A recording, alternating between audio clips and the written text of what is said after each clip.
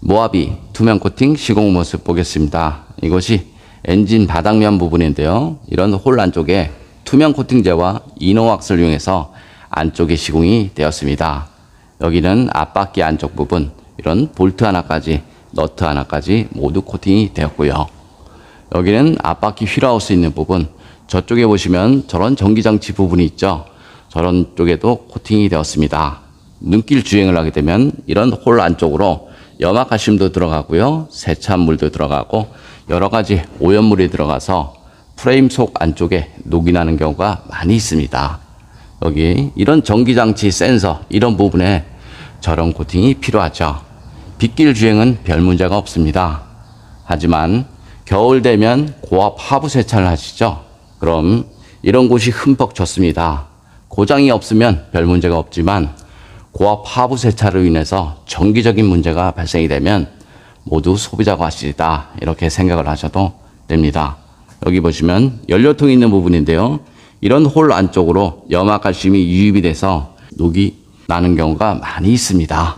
여기는 뒷바퀴 휠하우스 있는 부분, 볼트 하나, 너트 하나 모두 코팅이 되었습니다. 이쪽에도 마찬가지고요. 전기장치 부분이 있습니다.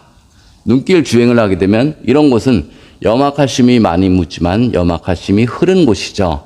그럼 이런 곳은 사실상 녹이 좀 덜 나고요. 염화칼슘이 머무는 곳, 프레임 속 안쪽에 염화칼슘이 머물겠죠.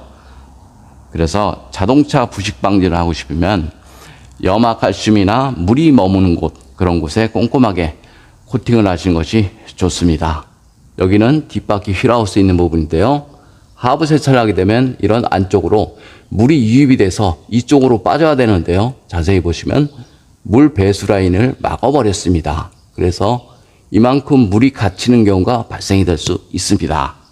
실러 코팅을 꼼꼼하게 하면 좋은 것도 있는데요. 단점으로는 저런 물 배수 라인에 지장을 줄 수 있고요. 코팅제를 두껍게 코팅을 하다 보면 저런 곳이 막히는 경우가 종종 발생이 될 수 있습니다. 그럼 투명 코팅 장점을 보겠습니다. 투명 코팅은 철에는 방청 코팅이 가능하고요. 전기장치나 센서, 커넥터 부분에는 저런 코팅이 가능하죠. 그래서 요즘 차량에 가장 적합한 코팅제다, 이렇게 보시면 되고요. 코팅 나라 장점은 녹이 잘 나는 지역에서 수십 년간 자동차 수리를 하였습니다. 그래서 어디에 녹이 나고 왜 녹이 나는지에 대해서는 누구보다 잘 알고 있습니다.